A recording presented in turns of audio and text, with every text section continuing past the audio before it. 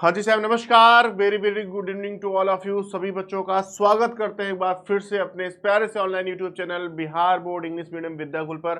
मैं प्रणव मिश्रा, आपका biology teacher, एक बार फिर से कनेक्ट कर रहा हूँ आज के इस प्यारे से सेशन में, जहां पर हम लोग चर्चा करने वाले हैं क्लास 12 बायोलॉजी के एक चैप्टर नंबर 3 के important topic embryonic development in humans के बारे में।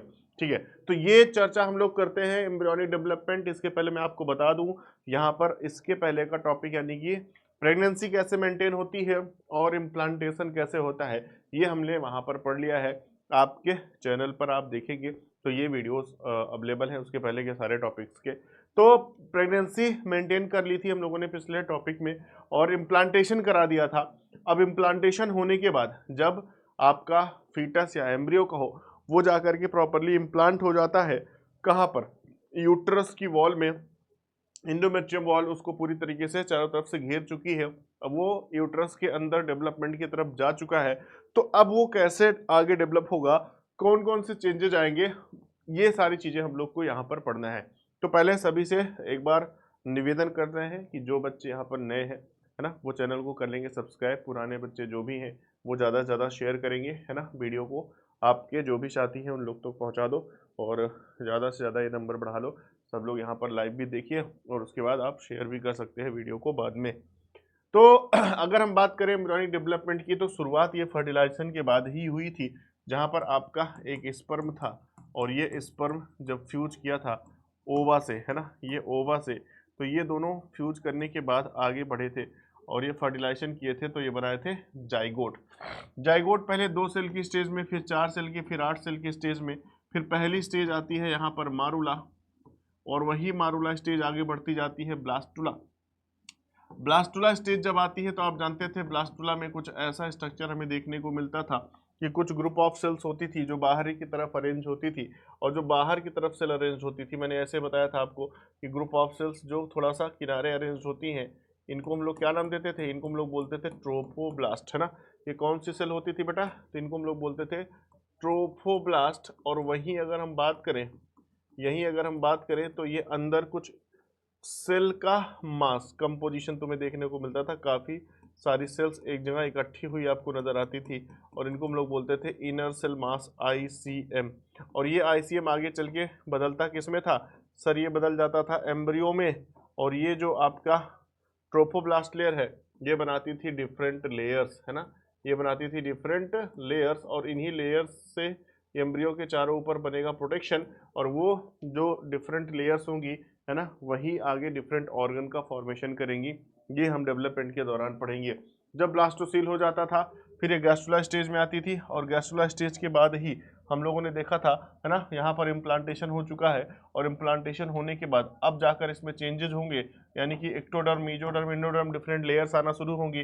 फिर ये फीटस के रूप में बदलेगा 4 हफ्ते, 5 हफ्ते, 10 हफ्ते, 16 हफ्ते, 20 हफ्ते, और धीरे धीरे 9 मंथ के बाद ये प्रॉपर डेवलप होकर के एक कंप्लीट फीटस के रूप में बेबी जो है वो बाहर आ जाता है, जिसको हम लोग बोलते हैं यहाँ पर पार्च्यूरेशन। ठीक है, तो ये पूरा का पूरा डेवलपमेंट पाथ होता है जिस हिसाब से ह्यूमन में ये चीज़ें चलती रहती हैं। अब हम लोगों ने इम्प्लांटेशन तक की कहानी पढ़ ली थी। इम्प्लांटेशन होने के बाद क्या हो रहा है ये समझना है। जब इम्प्लांटेशन हो जाता है बेटा, तो जो ट्रोफोब्लास्ट था अभी हम लोगों ने बनाया था ट्रोफोब्लास्ट। ट्रोफोब्लास्ट किसका पार्ट है सर, ये ब्लास्टुला, है ना। ब्लास्टुला स्टेज में हम लोगों ने देखा था जो ब्लास्टोसिस्ट बनता है, उस ब्लास्टोसिस्ट की जो आउटर लेयर होती है वो बनी होती है ट्रोफोब्लास्ट से। अभी जस्ट पीछे हमने आपको दिखाया ये। तो ये ट्रोफोब्लास्ट क्या करेगा सर, ये ट्रोफोब्लास्ट कुछ चेंजेस करता है, ये फॉर्मेशन करता है किसका सर, ये बनाएगा कोरियन, ये बनाएगा एलेंट्वाइस, ये बनाएगा यॉक्सैक, और ये बनाएगा एमनियन। ये डिफरेंट लेयर्स होती हैं, और जो कोरियन है यही आगे चल के प्लेसेंटा बनाएगी, एलेंट्वाइस आगे चल के यूरिनरी ब्लैडर का फॉर्मेशन करता है एम्ब्रियो के अंदर, यॉक्सैक जो फ्लूइड रीजन है, तो इसलिए फ्लूइड से फ्लूइड याद कर लो, ये जो है ब्लड का फॉर्मेशन करता है ना। ये एक तरीके से नॉन फंक्शनल पार्ट होता है एम्ब्रियो का। बाद में जाकर के जब ब्लड बन जाएगा तब ये ब्लड का फंक्शन आएगा, शुरू में ये नॉन फंक्शनल रहेगा। एमनियन जो लेयर होती है ये बनाती है एम्ब्रियो को, प्रोवाइड करती है प्रोटेक्शन, है ना, प्रोटेक्ट करती है किसी भी इंजरी से, और मेंटेन करती है बॉडी के टेम्परेचर को एम्ब्रियो के, और ड्राइनेस। 3 काम यहाँ पर है, इंपॉर्टेंट है एमनियन का। पहली चीज़ तो ये इंजरी से बचाएगी, टेम्परेचर मेंटेन करेगी और ड्राइनेस से बचाएगी। ये 4 लेयर जो यहाँ पर बनी है, 4 डिफरेंट स्ट्रक्चर्स बने हैं ट्रोफोब्लास्ट से, फिर से कोरियन, एलेंट्राइस, यॉर्क सैक और एमनियन, ये आपको देखने को मिल जाएगा। स्ट्रक्चरली अगर हम इनको देखने का प्रयास करें तो ये कुछ ऐसे फीटस जब डेवलप हो रहा होता है, जब इम्प्लांटेशन हो चुका होता है, तो फीटस में अगर देखोगे तो देखो यहाँ पे बाहरी की तरफ से पहली लेयर आपको कोरियन दिखेगी, दूसरी लेयर आपको एमनियन दिखेगी, और फिर यहाँ पर एम्ब्रियो देखो यहाँ पर पूरी तरीके से डेवलप हो रहा होता है। एलेंट्राइस यहाँ पर बनती है जो एमनियो से कनेक्ट होती है एम्ब्रियो से। बाहर अगर देख रहे हैं इसको प्रोटेक्शन देने के लिए तो 2 लेयर यहाँ पर दिख रही है, एमनियन, कोरियन। एलेंट्राइस जो है यहाँ पर अंदर दिख रही है, तीसरी लेयर, और इसी के जस्ट बगल में येलो कलर का पार्ट आप देख रहे होंगे, ये आपका होता है यॉर्क सैक, है ना। ये 4 चीज़ों का फॉर्मेशन मैंने बताया था ट्रोफोब्लास्ट से होता है, और सबका काम हम लोगों ने देख लिया था। अभी स्ट्रक्चरली आगे देखेंगे हम, प्लेसेंटा का भी फॉर्मेशन देखेंगे हम लोग, अम्बिलिकल कॉर्ड भी देखेंगे। तो प्लेसेंटा और जो कि एक मदर का पार्ट होता है एक हिस्सा, और एक हिस्सा आपके इस फीटस का पार्ट होता है। प्लेसेंटा का भी फॉर्मेशन हम लोग देखेंगे और कोरियोनिक बिलाई का भी रोल आएगा, लेकिन अभी सिर्फ हम लोगों ने 4 नाम पढ़ा है, वो है कोरियन, वो है एमनियन, वो है एलेंट्राइस और वो है यॉर्क सैक। ठीक है, ये चीज़ें हमने इस डायग्राम में देख ली, ये बात आप लोग ध्यान से समझिएगा, देखिएगा। अब हम लोग बढ़ रहे हैं आगे। कैसे? जब आपने ट्रोफोब्लास्ट का काम बता दिया तो उसी ब्लास्टुला में हमें एक और स्ट्रक्चर दिखा था, वो था इनर सेल मास। अब ये इनर सेल मास किस में बदलेगा, इसका तो काम तुमने बता दिया, जरा हमें बताइए इनर सेल मास क्या करता है। सर इनर सेल मास जो होता है ये बदलेगा पहले एम्ब्रियोनिक डिस्क पे, और यही जो डिस्क होती है ये बाहर और अंदर, यानी कि एक एपीब्लास्ट का फॉर्मेशन करेगी और एक हाइपोब्लास्ट का फॉर्मेशन करेगी। जो हाइपोब्लास्ट होता है ना, ये एक तरीके से समझो आगे चल के बदलेगा एंडोडर्म में, और जो एपीब्लास्ट होता है यही आगे चल के बदलता है एक्टोडर्म में। मतलब हमने ये कहा कि जो एक्टोडर्म है, जो जब एम्ब्रियो डेवलप हो जाता है, जब बच्चा बन जाता है, प्रॉपर उसकी बॉडी बन जाती है, तो बाहर की जो डर्मिस बनती है, बाहर की जो लेयर बनती है, जो स्किन बनती है, जिसको हम लोग एक्टोडर्म बोलते हैं, ये दरअसल शुरू में किस रूप में रहती है, एपीब्लास्ट के रूप में। कहाँ से बनी थी सर, इसी इनर सेल मास से बनी थी। उसी तरीके से उसी स्किन के अंदर का फोल्ड जो एंडोडर्म होता है, वो जो एंडोडर्मिस के नाम से जानते हैं, तो एंडोडर्म जो होता है वो शुरू में किस रूप में रहता है, हाइपोब्लास्ट में। ये भी किसका पार्ट है सर, एम्ब्रियोनिक डिस्क का ही पार्ट है, यानी कि इनर सेल मास का ही पार्ट है। यानी कि ये लेयर की बात करें, ये स्किन की बात कर रहा है, इनर सेल मास ने तुम्हारी बॉडी के लेयर को बनाना शुरू कर दिया। और यहीं पर एमनियोटिक कैविटी होती है, ये बनाई जाती है एपीब्लास्ट के थ्रू ही। ऐसी एमनियोटिक कैविटी के अंदर भरा होता है एमनियोटिक फ्लूइड, है ना। इसके पास क्या पाया जाता है, हैव एमनियोटिक फ्लूइड। जब ये डेवलपमेंट के दौरान, एमनियोटिक फ्लूइड डेवलपमेंट के दौरान जब बच्चा पैदा होता है, तो वहाँ पर देखो एक प्रॉपर एक पाउच होता है और उसके अंदर फ्लूइड भरे होते हैं, जिसको बोलते हैं एमनियोटिक फ्लूइड। ठीक है। जैसे ही इम्प्लांटेशन हुआ था, immediately after the implantation, the inner cell mass, जिसको हम एम्ब्रियो अब कह सकते हैं, it differentiates into an outer layer that is called as ectoderm and the inner layer that is called as endoderm. यानी कि ट्रोफोब्लास्ट ने जब कोरियन, एलेंट्राइस, यॉर्क सैक और एमनियन बना दिया, तो अब जो इनर सेल मास था उसने पहले 2 लेयर बनाई, एक बाहर की लेयर जिसको एक्टोडर्म बोले और एक अंदर की लेयर जिसको एंडोडर्म बोले। अब ये 2 लेयर पर ही नहीं रुके रहेगा काम, ये जो बाहर की एक्टोडर्म थी और जो दोनों की एंडोडर्म थी, जैसे मान लीजिए ये माना तुमने एक्टोडर्म, ये तुमने माना एक्टोडर्म, और एक अंदर की लेयर बनाई तुमने एंडोडर्म, एंडोडर्म बनाई। बहुत ही जल्दी इन दोनों के लेयर के बीच में एक और लेयर आ जाती है, और वो लेयर कहलाती है मेसोडर्म, है ना, जो बीच की लेयर होती है। तो तुरंत इसके बाद डेवलपमेंट होता है। अब हम अगर चाहें तो ये सोच सकते हैं कि पहले फॉर्मेशन होता है किसका, एक्टोडर्म का, फिर फॉर्मेशन होता है मेसोडर्म का, फिर फॉर्मेशन होगा एंडोडर्म का। हम सीक्वेंस सोच सकते हैं, या अंदर से बाहर की तरफ जाओ तो पहले एंडोडर्म, फिर मेसोडर्म, फिर एक्टोडर्म। नहीं, दरअसल पहले बनती है एक्टो और अंदर की इंडो, बाद में आती है इन दोनों के बीच की layer that is your meso. ठीक है, कह रहे हैं मेसोडर्म सून अपीयर्स, ये भी जल्दी आ जाएगी, between the ectoderm and endoderm. तो कुछ समय के बाद, ध्यान से देखना क्या कह रहा है, mesoderm then appears very soon between the ectoderm and endoderm, यानी कि एक्टो इंडो बन चुकी है, उन दोनों के बीच में अब मीजो आ रही है। दीज 3 लेयर्स, टोटल हमारी बॉडी में कितनी लेयर हो गई? 3 लेयर। इसी वजह से हम लोग ह्यूमंस को क्या कहा जाता है सर? इसीलिए हम लोग को ट्रिप्लोब्लास्टिक कहा जाता है। क्या कहा जाता है? ट्रिप्लोब्लास्टिक कहा जाता है। हमारे पास टोटल 3 लेयर है, एक्टोडर्म, मेसोडर्म और एंडोडर्म। यही आगे चल के तुम्हारे बॉडी के जितने भी टिश्यूज हैं उनको बनाएगी। ध्यान समझते हैं ना? ट्रोफोब्लास्ट बाहर की लेयर बनाया, कोरियोनियन एमनियन और यॉक्सैक। उसके अंदर अब एम्ब्रियो बन रहा है। एम्ब्रियो ने अपनी बाहर की लेयर बनाई एक्टोडर्म, फिर मेसोडर्म, फिर एंडोडर्म। 3 का लेयर बन चुका है। अब तीनों लेयर ये जो है यही धीरे धीरे जा करके आगे सारे के सारे टिश्यूज को बनाएंगी। मतलब वही टिश्यूज आगे चल के ऑर्गन में बदलेंगे। धीरे धीरे तुम्हारे अंदर ऑर्गन फॉर्मेशन शुरू होगा। ठीक है। Now it needs to be mentioned here that inner cell mass contains the certain cells that is called as stem cells. very important cells जिसका नाम होता है stem cells। और stem cells के पास क्षमता होती है, पोटेंसी होती है किसी भी टिश्यू या किसी भी ऑर्गन को बनाने की। आजकल ये स्टेम सेल कल्चर बहुत चल रहा है, जो कि आपके एम्ब्रियोनिक स्टेज में ही पाया जाता है, सिर्फ इनर सेल मास के पास होता है। और इनर सेल मास में कुछ ऐसी स्पेसिफिक सेल्स पाई जाती है देखने को, जो आपके बॉडी के किसी भी टिश्यूज का फॉर्मेशन कर सकती हैं। इमेजिन करिए ये आपके लिए कितना साबित हो सकता है अच्छा।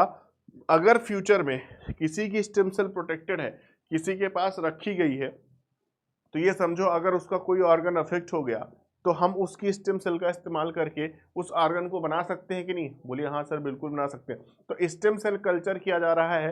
फॉरेन की बहुत सारी कंट्रीज हैं जो स्टेम सेल को कल्चर करके रखती हैं, अपने पास प्रिजर्व करके रखती हैं, ताकि किसी भी ऑर्गेनिज्म में, मतलब मान लीजिए कोई भी ऐसा आदमी है, आज वो नॉर्मल है, कल को बहुत बड़ा आदमी बन गया भाई, है ना, वो देश का प्रधानमंत्री बन गया, या कोई बहुत बड़ा साइंटिस्ट बन गया, बहुत बड़ा डॉक्टर बन गया, बहुत बड़ा इंजीनियर है, उसको बचाना ही जरूरी है। तो उसे अगर इस तरह से केयर की जरूरत पड़ी तो उसकी स्टेम सेल का इस्तेमाल करके हम उसके ऑर्गन्स को मेंटेन कर सकते हैं। समझ गए? बिल्कुल।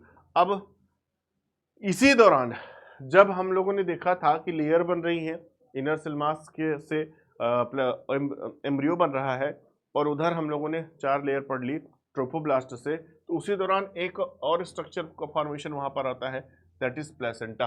प्लेसेंटा क्या कहता है? जब इम्प्लांटेशन हुआ था तो फिंगर लाइक प्रोजेक्शंस कुछ निकले थे, appears on the trophoblast, that is called as the chorionic villi, है ना। उसी ट्रोफोब्लास्ट में एक बाहर की तरफ फिंगर लाइक प्रोजेक्शंस निकले थे, जिसको हम लोग बोल रहे थे कोरियोनिक बिलाई। क्या ये नाम आ गया? बोलिए आ गया, है ना। ये एक्चुअली ये भी जो पार्ट था, कोरियोनिक बिलाई भी जो पार्ट था, ये ट्रोफोब्लास्ट का ही है ना।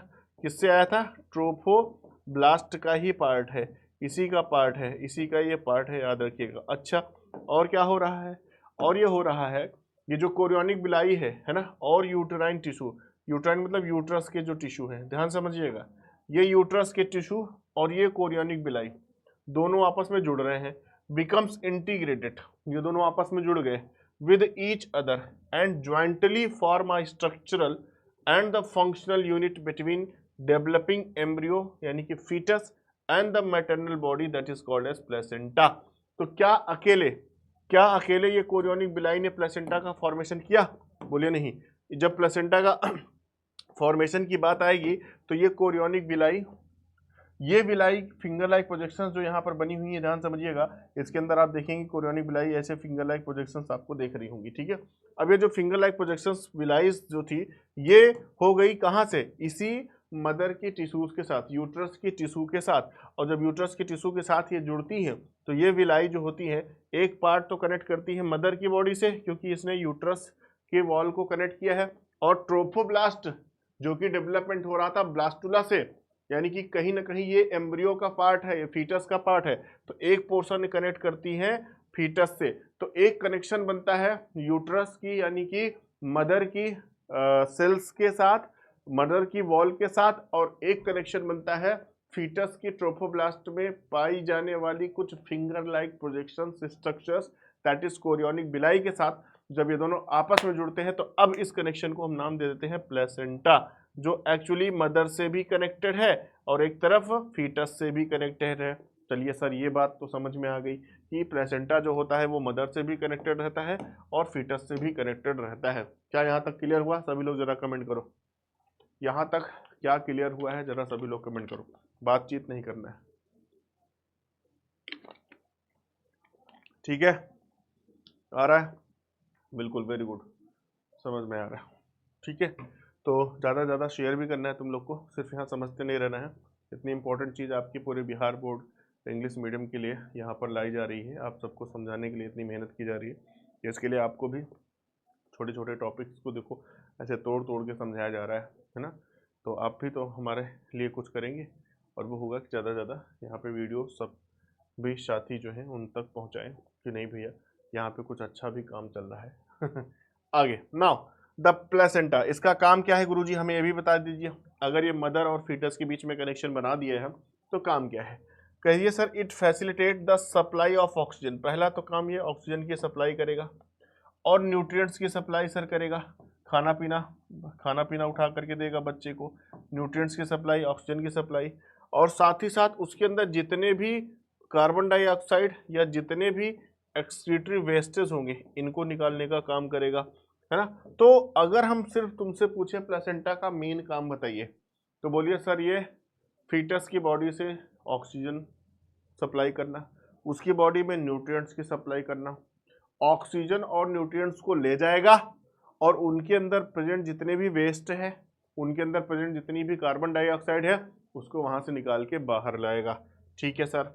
अब देखो ये स्ट्रक्चर है, अभी जैसे प्लेसेंटा है तो प्लेसेंटा एक तरफ किधर से जुड़ा हुआ है, एक तरफ जुड़ा हुआ है मैटरनल बॉडी से, ठीक है, और एक तरफ आकर के ये जुड़ रहा है किधर से, फीटल बॉडी से, फीटल बॉडी से। अब तुम बात जरा ध्यान से समझो, क्या प्लेसेंटा डायरेक्टली आकर के जुड़ गया है फीटस की बॉडी से?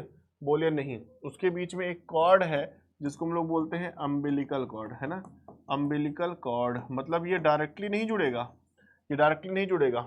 कैसे जुड़ेगा? जैसे पहले होगी मदर, ये कनेक्शन जब बनाएगा तो ये मदर टिश्यू होगा, मदर पहले जुड़ेगी किससे, प्लेसेंटा से, और प्लेसेंटा किससे जुड़ रहा है, अम्बिलिकल कॉर्ड से, और अम्बिलिकल कॉर्ड से कौन जुड़ा है, तब फीटस जुड़ा है। यानी कि फीटस से डायरेक्टली कनेक्शन नहीं बना पा रहा है आपका प्लेसेंटा, उसके बीच में एक कॉर्ड भी मौजूद है और वो है आपकी अम्बिलिकल कॉर्ड। ये स्ट्रक्चर को, डायग्राम को ध्यान से समझो, क्योंकि अभी हम आपको इसको पढ़ाने वाले हैं अम्बिलिकल कॉर्ड के बारे में भी।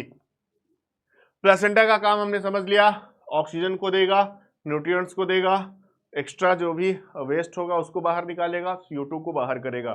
साथ ही साथ the placenta is connected to the embryo through umbilical cord. अब ये बात मैंने अभी बता दी, प्लेसेंटा एम्ब्रियो से कनेक्ट हो रहा है लेकिन अम्बिलिकल कॉर्ड के रास्ते, डायरेक्टली नहीं, ध्यान में रखेंगे। Which help in the transport of substances and form the embryo. मतलब transport of substance to and form, मतलब जो ये प्लेसेंटा ले जा रहा था ऑक्सीजन, जो न्यूट्रिएंट्स ले जा रहा था, CO2 वहां से ला रहा था, एक्सक्रीटरी वेस्ट को ला रहा था, इसमें मदद कर रही है अम्बिलिकल कॉर्ड प्लेसेंटा को ये काम करने के लिए। ठीक है सर, समझ गए। तो मतलब अम्बिलिकल कॉर्ड टेक्निकली प्लेसेंटा को एम्ब्रियो के पास खाना पीना पहुंचाने में, वहां से वेस्टेज को ले जाने में मदद करती है। जी बिल्कुल, यही काम करती है। आगे, placenta also act as an endocrine tissue. It's a most important topic और मोस्ट इंपॉर्टेंट पॉइंट मैं यहाँ पर घोषित कर दे रहा हूँ इसको, क्योंकि यहाँ पर बहुत खतरनाक MCQ बनते हैं कि क्या प्लेसेंटा सिर्फ एक ऑर्गन है? नहीं, ये एक इंडोक्राइन टिश्यू की तरह भी काम कर रहा है एंड प्रोड्यूसेस सेवरल हार्मोन्स, और साथ ही साथ ये कई सारे डिफरेंट हार्मोन्स भी प्रोड्यूस करता है। अब इन हार्मोन्स के नाम, है ना, ये आपके इंपॉर्टेंट हार्मोन्स हैं, ये इंपॉर्टेंट हार्मोन्स हैं जिनको आपको याद रखना है। और वो हार्मोन्स कौन कौन से हैं सर? पहला हार्मोन्स तो यहाँ पे आपको देखने को मिल जा रहा है ह्यूमन कोरियोनिक गोनाडोट्रोपिन HCG। दूसरा सर ह्यूमन प्लेसेंटल लैक्टोजन, है ना, L है, लैक्टोजन HPL।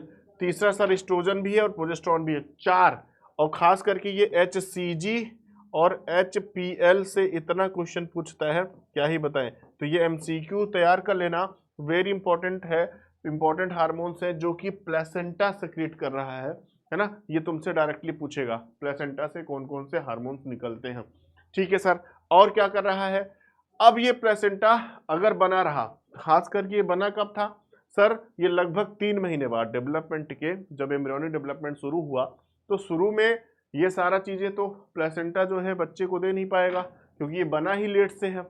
जब ये नहीं बना था तो ये सब चीजें उसको कौन दे रहा था सर? इसको दे रहा था कॉर्पस ल्यूटियम। याद करो, फर्टिलाइजेशन के बाद उसके पास बना था कॉर्पस ल्यूटियम, कॉर्पस ल्यूटियम लगातार प्रोजेस्टेरॉन सेक्रेट कर रहा था, तो सारा काम एम्ब्रियो का वहीं से चल जा रहा था। लेकिन जब बच्चा बड़ा होगा, वो फीटस रूप में आ रहा है, थोड़ा बड़ा हो रहा है, तो अब उसको चाहिए और न्यूट्रिशन। तो इन चीजों के लिए उसको मदर की बॉडी से कनेक्ट होना पड़ेगा।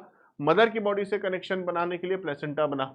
अब जब प्लेसेंटा बन गया, प्रेगनेंसी आगे बढ़ने लगी है, कुछ समय के बाद in the later phase of pregnancy, यानी कि जब प्रेगनेंसी लगभग पूरी होने वाली होगी, तो एक हार्मोन है जिसका नाम है रिलैक्सिन, वो भी सिक्रीट होता है इसी ओवरी से। And let us remember that HCG, HPL अभी हम लोगों ने पढ़ा, एंड रिलैक्सिन, ये तीनों ही वुमेन में तभी प्रोड्यूस होंगे जब उनके अंदर क्या होगी, प्रेगनेंसी।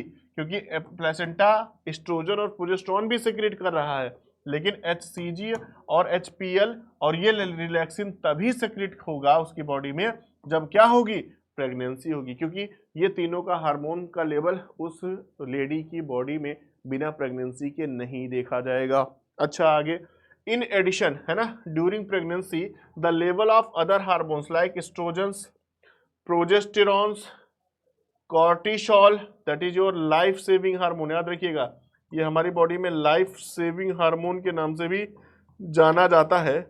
प्रोलैक्टिन जो कि मिल्क को प्रोड्यूस करने वाला हार्मोन होता है, थायरॉक्सिन जो कि फीमेल की BMR बेसल मेटाबॉलिक रेट है ना, उसको मेंटेन करने का काम करता है। ये सारे के सारे हार्मोन्स जो होते हैं वो बॉडी में यानी कि मैटरनल ब्लड में मदर के अंदर अचानक से बढ़ जाते हैं। क्यों जरूरत पड़ती है इन हार्मोन्स की? प्रोजेस्टेरॉन तो प्रेगनेंसी हार्मोन ही है, कॉर्टिसोल हमारी इम्यूनिटी को मेंटेन करने का काम करेगा, प्रोलैक्टिन जो है मिल्क प्रोडक्शन का काम करेगा, थायरॉक्सिन जो है मेटाबॉलिक रेट BMR मेंटेन करने का काम करेगा।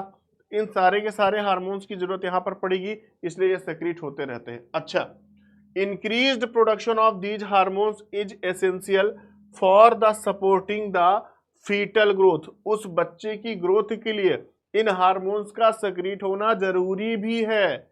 मेटाबॉलिक चेंजेज, इसलिए थायरॉक्सिन का होना जरूरी है in the mother and maintenance of the pregnancy. तो प्रेगनेंसी को मेंटेन करना है ना, फीटस की ग्रोथ कराना है, मेटाबॉलिक चेंजेज होना है, इन सभी चीजों के लिए इन हार्मोन्स का होना जरूरी है।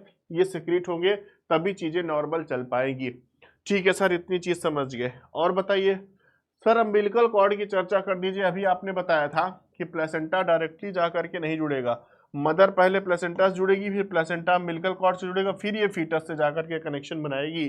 तो इस अम्बिलिकल कॉर्ड का काम क्या है? कह रहे it is a connection between the placenta and the foetus and composed of the allantois and yolk sac. तो एक्चुअली अम्बिलिकल कॉर्ड जो है ये कुछ है नहीं, वो जो एलेंट्राइस और यॉर्क सैक शुरू में बना हुआ था, ध्यान समझिएगा, एलेंट्राइस और यॉर्क सैक ये देखिए यहीं पर बने हुए हैं, एलेंट्राइस और यॉर्क सैक दोनों एक साथ मिल रहे हैं। तो ये आगे चल के किसको फॉर्मेशन में मदद करेंगे? सर ये अम्बिलिकल कॉर्ड के फॉर्मेशन में मदद करेंगे। तो ध्यान से देखो, प्लेसेंटा इसी के अंदर से जुड़ा होगा, प्लेसेंटा इसी के अंदर से गुजरा होगा, लेकिन बाहर से इसको सपोर्ट दे रही होगी अम्बिलिकल कॉर्ड। बाहर से इसको सपोर्ट कौन दे रही होगी? अम्बिलिकल कॉर्ड, यानी कि एलेंट्राइस और यॉर्क सैक दोनों ही फॉर्मेशन में मदद कर रहे हैं। किसके? सर दोनों ही फॉर्मेशन में मदद कर रहे हैं अम्बिलिकल कॉर्ड के। तो क्या मदर डायरेक्टली फीटस से प्लेसेंटा से कनेक्ट रहेगी? नहीं, उन दोनों के बीच में आएगा एक कॉर्ड जिसका नाम है अम्बिलिकल कॉर्ड। तो अम्बिलिकल कॉर्ड का काम क्या हुआ? अम्बिलिकल कॉर्ड का काम बस ये हुआ, जो प्लेसेंटा नॉर्मली काम कर रहा था फीटस के लिए, उसमें उसकी मदद कर देना। अच्छा सर, करें इट कंटेन्स एलेंट्राइक और umbilical artery and the went through which the blood flows. तो इसके अंदर अम्बिलिकल कॉर्ड के अंदर अम्बिलिकल आर्टरी भी होती है और वेन भी होती है। और जब ब्लड वेसल्स मौजूद ही है वहां पर, जब वहां पर ब्लड वेसल्स मौजूद ही हैं, तो यही ब्लड वेसल्स तो ब्लड की सप्लाई कराएंगी। तो बोलिए बिल्कुल सर, तो मतलब यहाँ पर ब्लड की सप्लाई भी मेंटेन हो जाती है। अम्बिलिकल कॉर्ड यहाँ पर डायरेक्टली ब्लड की सप्लाई में भी मदद कर देती है। ठीक है सर, अब मुझे ये बताइए, ये जो प्लेसेंटा था ये और कोई काम करेगा?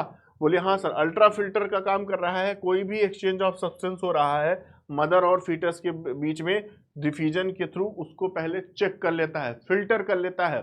ऐसा नहीं है कि मदर के बॉडी में यदि कोई गंदी चीज है या कोई ब्लड उसके पास है लेकिन वो टॉक्सिक है या कोई भी मटेरियल जो बच्चे तक नहीं जाना चाहिए, तो उसको अल्ट्रा फिल्टर कर लिया जाता है। प्लेसेंटा उसको फिल्टर कर लेता है ना, तब उसको भेजता है, क्योंकि वहाँ विलाई भी मौजूद है। आगे, maternal and the foetal blood do not mix up with each other and for this 6 tissues barriers are present. ये बात बहुत ध्यान से रखिएगा, इंपॉर्टेंट, कि कभी भी फीटस का ब्लड यानी कि जो बच्चा पल रहा है उसका ब्लड उसकी मदर के ब्लड से मिक्स नहीं करता। इसको मेंटेन करने के लिए वहां 6 टिश्यू बैरियर प्रेजेंट होते हैं। हालांकि ह्यूमन के अंदर आप देखोगे तो सिर्फ 3 ही देखने को मिल जाएंगे, है ना, लेकिन ये टिश्यूज बैरियर्स होते हैं। अब क्वेश्चन तुरंत तुम्हारे दिमाग में आना चाहिए, टिश्यूज बैरियर क्यों होंगे? जब एम्ब्रियोनिक हर्ट की बात हम लोग पढ़ेंगे या पढ़ा होगा आपने 11th क्लास में, तो एम्ब्रियोनिक हर्ट में ऑरिकल्स वेंट्रिकल्स कनेक्टेड रहते हैं। यानी कि उनके एम्ब्रियोनिक हर्ट में अगर बात करें तो फीटस का हर्ट अभी ऑक्सीजनेटेड और डीऑक्सीजनेटेड ब्लड को अलग नहीं कर पा रहा है। उनके अंदर जो ब्लड अगर गंदा है, डीऑक्सीजनेटेड है, तो समझो डीऑक्सीजनेटेड ही रहेगा। लेकिन मदर के ब्लड की बात करें तो मदर का ब्लड ऑक्सीजनेटेड और डीऑक्सीजनेटेड दोनों अलग अलग बह रहे हैं। तो अगर ये ब्लड जाकर के फीटस के ब्लड से मिल गया तो दोनों में होना है नुकसान, क्योंकि उसका ब्लड जो है प्योर नहीं है, इसका ब्लड जो एक तरीके से ऑक्सीजनेटेड है। तो इस दोनों के ब्लड को मिलना नहीं चाहिए, मिक्स नहीं होना चाहिए। इसके लिए वहां पर 6 डिफरेंट टिश्यूज बैरियर्स प्रेजेंट होते हैं।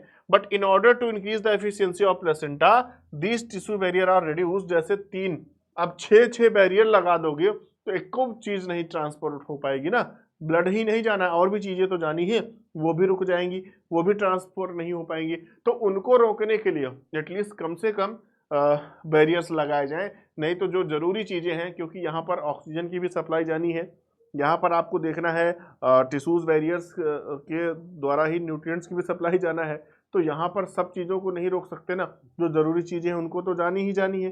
तो उन चीज़ों को रोकने के लिए, मतलब उन चीज़ों को सप्लाई करने के लिए इन टिश्यूज बैरियर्स को रोक दिया जाता है, कम कर दिया जाता है।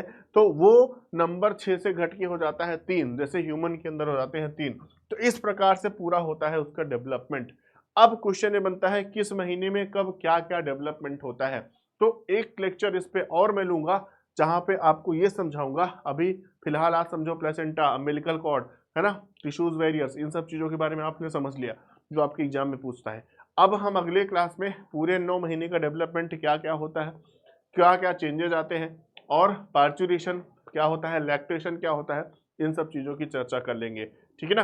तो पूरा चैप्टर ही हो जाएगा खत्म। फिर इससे रिलेटेड जो भी क्वेश्चंस हैं इंपॉर्टेंट, उन चीज़ों की चर्चा कर लेंगे, वो भी कर लेंगे। ठीक है।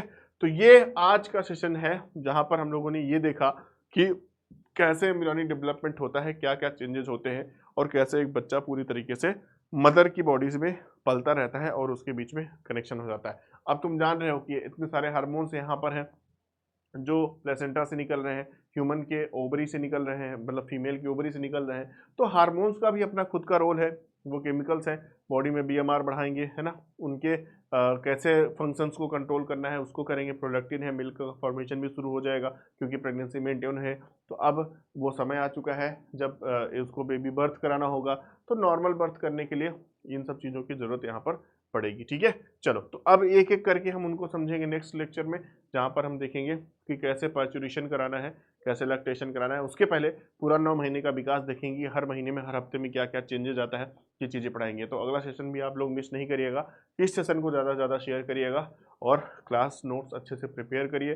घबराने की ज़रूरत नहीं है, पूरे विद्याकुल की टीम, पूरी परिवार आपके साथ खड़ा हुआ है। आपके एग्जाम तक आपके तैयारी को मेंटेन कराता रहेगा। बाकी तैयारी हम लोग एप्लीकेशन पे कर ही रहे हैं, वहाँ पे पढ़ रहे हैं। जो बच्चे यहाँ पर हैं, जिनको अगर लगता है कि और भी बेहतर चीज़ें चाहिए, तो एप्लीकेशन पे आराम से वहाँ पे देख सकते हैं, पढ़ सकते हैं। ठीक है ना। चलिए, तो घबराने की जरूरत नहीं है, ख्याल रखेंगे, पढ़ाई करते रहेंगे। मिलेंगे एक ऐसे ही और शानदार सेशन में जल्दी ही। तब तक के लिए bye bye, take care, thank you.